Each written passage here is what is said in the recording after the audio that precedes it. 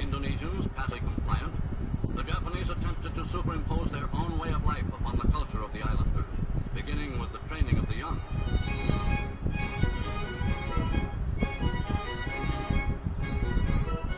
Resentment among the natives soon began rising, as thousands of them were forced into service in a Japanese-trained army, or pressed into slave labor.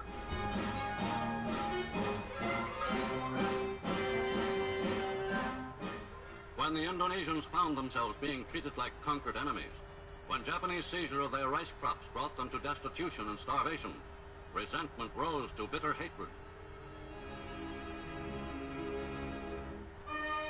In 1945, final defeat came to the Japanese. 3 days after the war's end, a committee of national leaders proclaimed the independence of the Republic of Indonesia, with Sukarno as president. Thus, on their own initiative, seizing the freedom promised 3 years earlier by the Dutch. With the Japanese defeated and no allied forces at hand to take over in their place, nationalist feeling swept the people of Indonesia.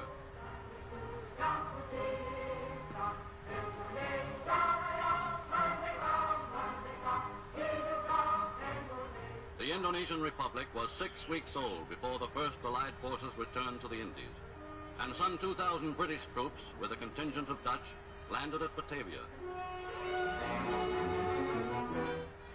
But by that time, the nationalist government had grasped the opportunity to entrench itself in Java and Sumatra, and Republican extremists had fanned into flame the spirit of nationalism. Within a short time, the British, later relieved by Dutch forces, found themselves involved in fierce guerrilla warfare with desperate and determined nationalists. The fullest fury of the Indonesians was directed against their old rulers, the Dutch, many of whom returned from concentration camps to find themselves facing new ordeals.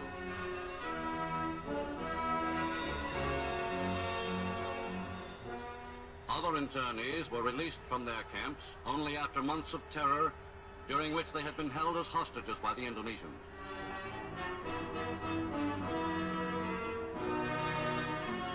Over a year and a half of fighting elapsed before the signing of the Linggadjati Agreement interrupted hostilities. Negotiated by such able and fair-minded men as Premier Syahrir of Indonesia and Acting Governor Van Mook of the Indies, the agreement provided for the establishment by 1949 of Indonesia, Borneo, and East Indonesia as separate republics, comprising the United States of Indonesia, to be co-equal partners in union with the Netherlands. The separate republics of Borneo and East Indonesia were largely creations of the Dutch government, which had encouraged their political independence with the understanding that they would remain under the crown in the proposed Netherlands-Indonesian Union. This political division of territory still left the Dutch with considerable influence over large areas of the Indies. In the Republic of Indonesia, Dutch troops stood fast on the lines of demarcation fixed by the Linggadjati Agreement. But tension mounted as each side accused the other of refusing to live up to the loosely drawn and variously interpreted pact. Claiming complete failure of the Republicans to meet their obligations, the Dutch moved out from their agreed positions into Indonesian territory and launched a large-scale offensive.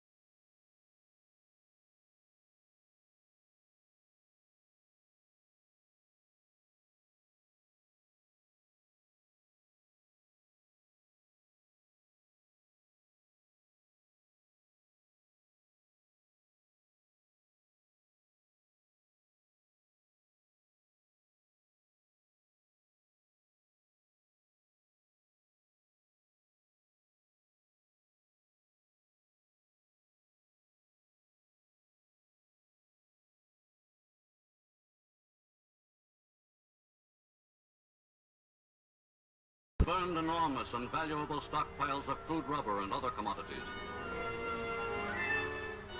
They spared not even their own people, for by destroying the irrigation dams upon which much of the agriculture of the islands depended, they ruined native crops and brought destitution once more to hundreds of thousands.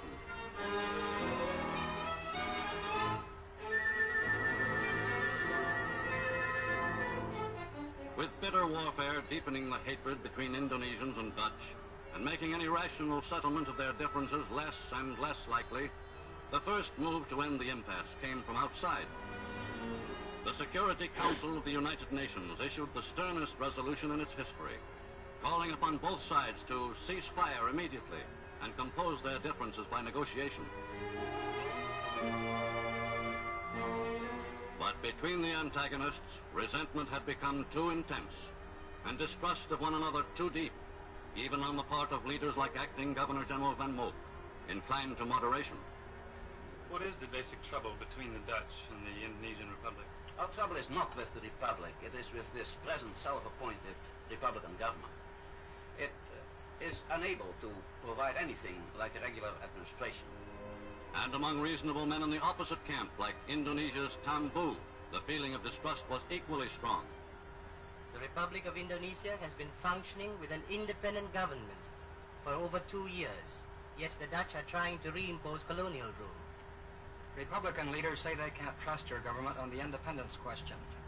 Our promises of independence were made by a large majority of a freely elected Dutch parliament. We have, I think, a good record of doing what we undertake to do. The path of Dutch colonial history is strewn with broken promises. In 1918, they promised us internal autonomy. That promise was not kept. In 1942, the Dutch Queen promised us voluntary cooperation between Holland and Indonesia on an equal basis. That promise wasn't kept. In October 1946, we signed a truce agreement with the Dutch. They broke that agreement too. The Dutch charge that the Indonesian Republic has not carried out the promises of the Linggadjati Agreement. We Indonesians have kept every promise. We wanted to submit our differences with the Dutch to arbitration, as called for by the Linggadjati Agreement. But the Dutch repeatedly refused our requests, tore up the Linggadjati Agreement, and 1 hour later launched a full-scale attack on us. Our action was taken to end the anarchy into which the Republican Revolution was developing. In Holland, where the government is seeking a way to terminate strife in Indonesia, the Dutch are facing one historic fact. In Asia today, the world is witnessing the end of white domination over Asiatic peoples.